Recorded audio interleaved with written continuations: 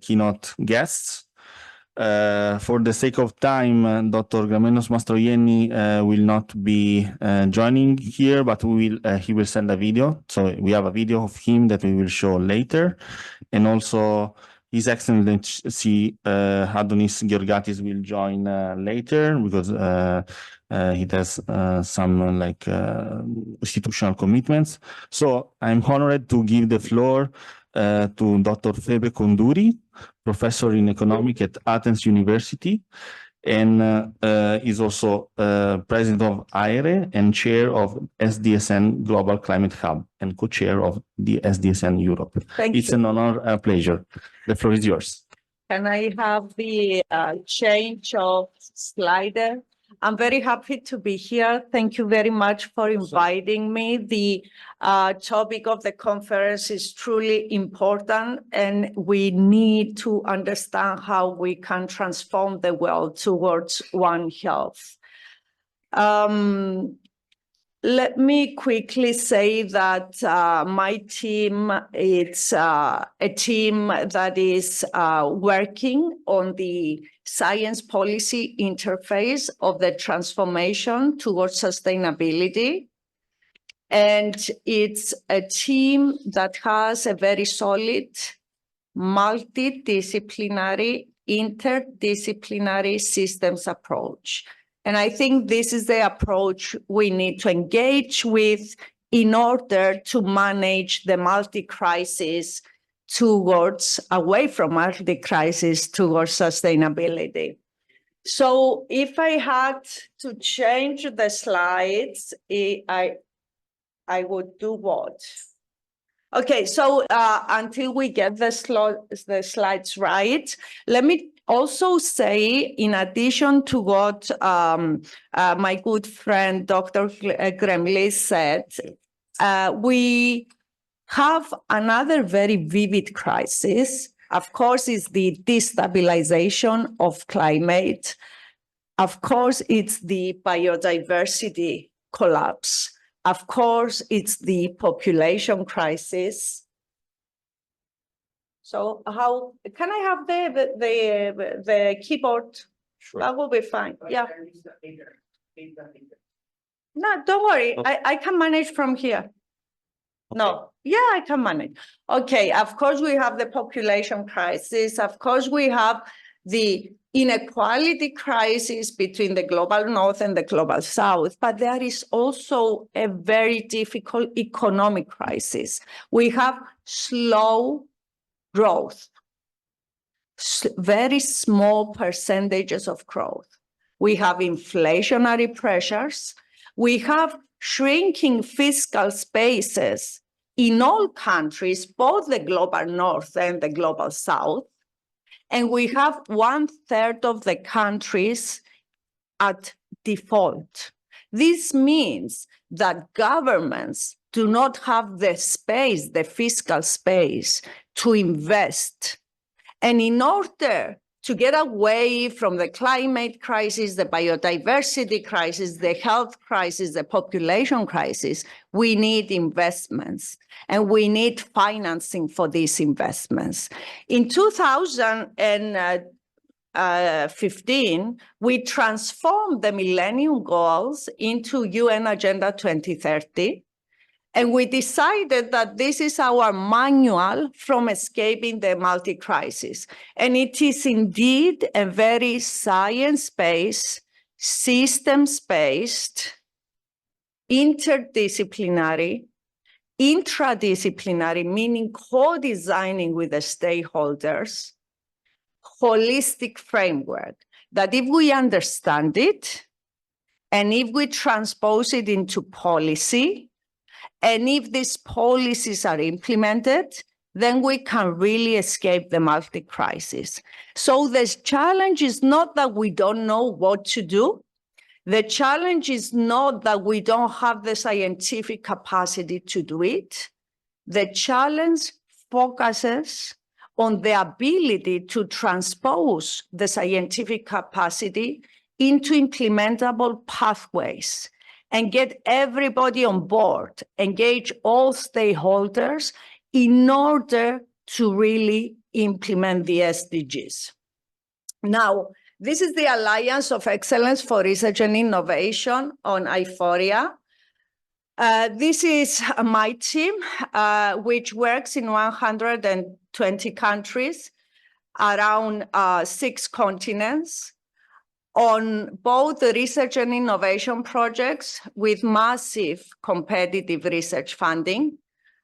Probably the most successful team around Europe and maybe beyond in terms of attracting research funding, but also working very much on innovation acceleration, technological innovation, social innovation, fiscal and financial innovation, and at the same time understanding the huge importance of the science policy interface to design policies that are science-based, that are correct, and enable the stakeholders with the capacity of implementing those policies.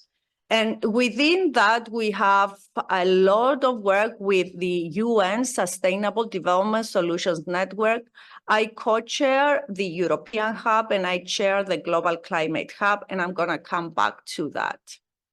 Finally, we work with many scientific academies that I am a member of, and also scientific associations like the World Association of Environmental Resource Economists, which I am the president of, with the aim to bring the great minds into this interdisciplinary, holistic, and systems-based approach to produce the pathways that the society and the economy needs to embark on in order to achieve the transition. So I won't go through the slides on the different projects. It's okay. I will just, thank you very much. I will just say that we need 3 explicit steps to transform our work from a multi-crisis place towards a sustainable development place. The first thing is to be able to transpose the SDGs, which at the moment is the only global agenda, together with the Charter of Human Rights. So we have 17 goals, 169 targets, and these are an explicit framework for moving away from where we are to a sustainable development. Now, this is a framework, it's a science framework, basically, that regulates the interaction between the biosphere, the economy, and the society. And we should all be clear that this is not about the environment. There are 4 goals that are focused on environmental systems, 8 goals that are focused on social systems, and 4 goals focused on economic systems. And the last one is about collaboration, SDG 17. So it's an integrated, multi-layer framework that goes beyond sustaining the environment. It's about sustainable development, the optimal and sustainable intergenerational interaction of environmental systems, social systems, and environmental and economic systems. Now, it is true what George said. It is true that Europe is the leadership example of transposing this framework into a policy framework, because you need the policy framework. You need the laws, the regulations, the directives, the policies that are going to accelerate the transition towards the implementation of the SDGs. And of course, this is the European Green Deal. 4 major axes: climate neutrality by 2050, which is more sensible than the 2030 SDG 13 goal. protection of the environment, clean tech leadership of European companies, and leaving no one behind. And then these 4 axes can be transposed into many different policies and regulations and laws. And they have also been transposed into national laws. So we have 27 countries that have a very good policy transposition of the SDGs framework. There are other efforts to translating the SDGs into a policy framework in the US, in Asia, in Australia. Let me say that being an advisor to many of these efforts, I think the European is not perfect, but is the best one we have in terms of the scientific correctness of the background.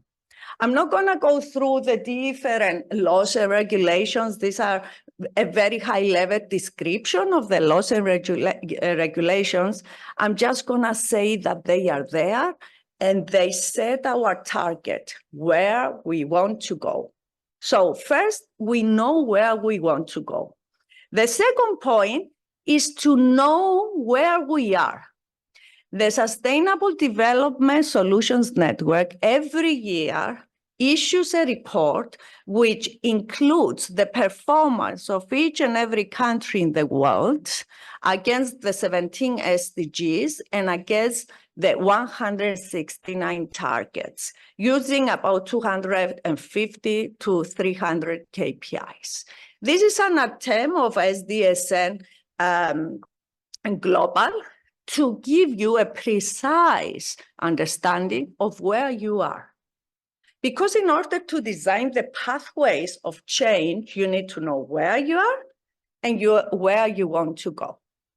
And unfortunately, this framework shows this performance calculator shows a lot of reds, which means red is that we are below 50% of implementation. Here, I give you the global map of the 4 environment systems, the climate, the land use, the marine use, and the food systems. And you can see a lot of reds everywhere. I co-authored the European report because I am the chair of SDSN Europe with 900 universities involved. And there you can see that Europe is about 72% in terms of implementation. It's definitely the leader in implementing the SDGs. And it's definitely a good example, but still far away from achieving the goals to 2030. It's unthinkable. And we can even downscale this to country level, to city level, to local authority level, to regions within the country, even to institutions and companies. This is a framework that we transpose as IFORIA to many different layers. So there is no excuse. We know where we are. We have a framework on measuring where we are, and we know where we want to go. We have the SDGs and their transpositions into a policy framework. Let me reaffirm that we are not going to make the 2030 deadline, but it is important to keep the same goals until 2050, which is a possible deadline that we can perform well against. And it is important to keep them because it is a framework that works, and it is a framework that has been integrated into many governmental policies and international policies. And here, just to indicate that it is possible to use this framework of measurement even for companies. So it's a very usable framework that gives you a lot of information and also allows you to continuously monitor and assess your progress. Very quickly, I'm going to jump to the Global Climate Hub of SDSN that I chair with almost 100 postdocs working on this hub with the mission to create detailed decarbonization and climate resilience pathways for all the countries in the world. The methodology is very systems-based, and it has been explained in a Nature publication last year.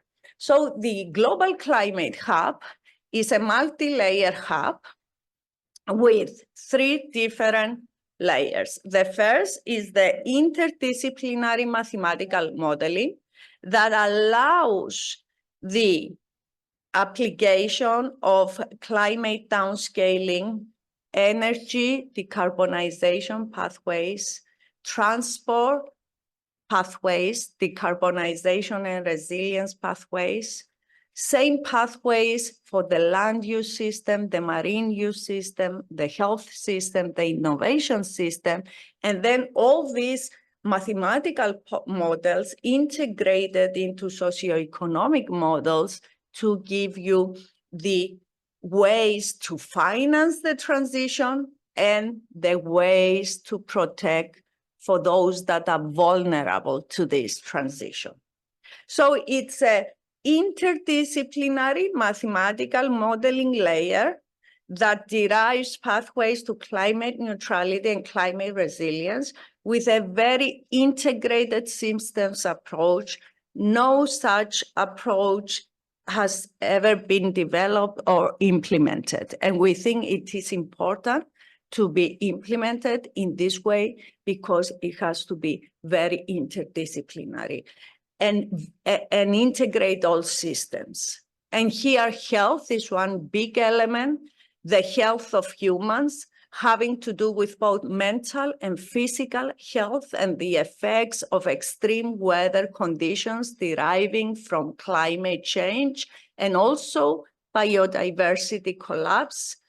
And at the same time, not just health, but also, as I said before, the land use, which includes the food systems, the forest systems, the marine use, which includes the seas and ocean systems and coastal systems, the energy and the transport systems, all under climate change scenarios derived by IPCC. The second layer, which works together with the scientific layer, is the intradisciplinary layer, where you include and engage and co-design with the stakeholders. There is no way to design anything that is going to be implemented unless you give the capacity to all relevant stakeholders at different scales to co-design the transition with you. They need to understand the problems, understand the solutions, approve the financing, approve the socioeconomic effects of the transition, and then become shareholders, not just stakeholders, shareholders of the transition. And finally, we have a big layer, which is the data applications. And of course, data models, digital platform, which we're going to launch in COP in Azerbaijan, which is an open infrastructure which contains all the data, AI constantly updated, all the models, the results, and also providing e-tools for stakeholders' engagement, and also providing seminars and training for different stakeholders in different countries to use the data, to use the results, to use the models, to get advice on any aspect of the detailed decarbonization and resilience pathways we propose. How many minutes do I have? 1, 2? 2. Okay, so this is the energy modeling for the whole of Europe. This is the optimal allocation of sources of energy across Europe and the optimal green corridors. This is the model that optimizes food systems, Fable, and then we integrate with marine systems. This is our publication on pathways for food and land use systems in Greece. We also integrate the remote sensing to make the models more detailed and more informed, and we connect the energy and the land use models through water requirement models. So there is a lot of work on integrating these mathematical models. Is really difficult, but it needs to happen, and it will get better and better over the years. We have a lot on extreme events, extreme hazards, and what's the optimal way to hedge against them.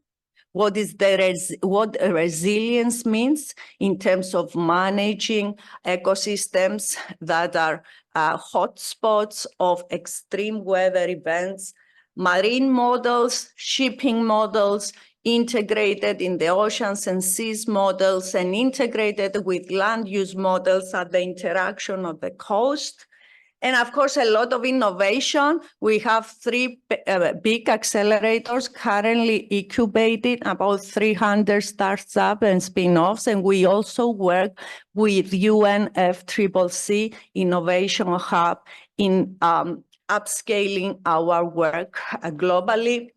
And finally, a lot on economics, on monetizing natural value and cultural value, all the values that are external to markets and are values that are basic for supporting human welfare. So we put together a global platform that allows you to monetize different ecosystem services at first, and then cultural services using the provisioning, regulating habitat and cultural services categorization, which is a globally accepted scientific categorization, and monetizing all these services. Why is it important? It is important because when you do cost-benefit analysis on which investments and how to implement the SDGs, you need to have the values not only of produced capital, the accounting capital, the buildings, the machinery,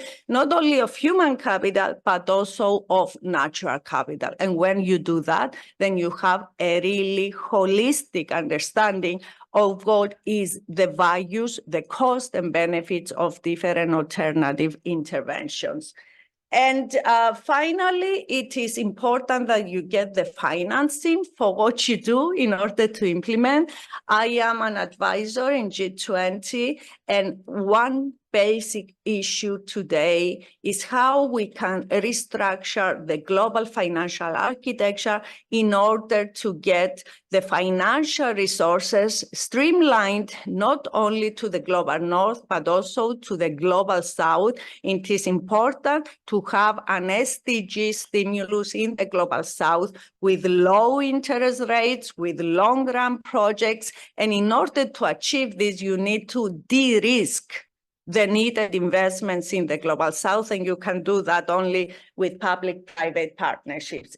Finalizing, and this is my last word, I promise, all this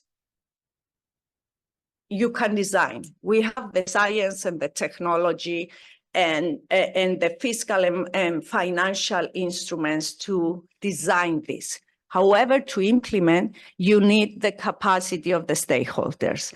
And unfortunately, the capacity of the stakeholders is not there. Last year in COP in Dubai, we've presented a report that showcases that 85% of the occupations and skills that are needed to implement the European Green Deals, the laws that have been transposed into national laws. These are the laws that we have to implement today.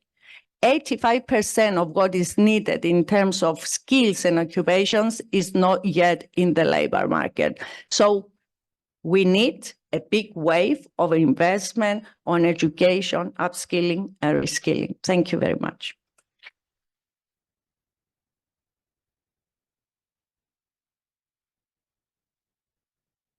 I just take the floor to thank very much Phoebe Kounduri. Very appreciated your presentation. I think that in this framework is where it's important to transmit these messages. So thank you very much, Phoebe. I will give the floor to Professor Ferrante to announce the next keynote.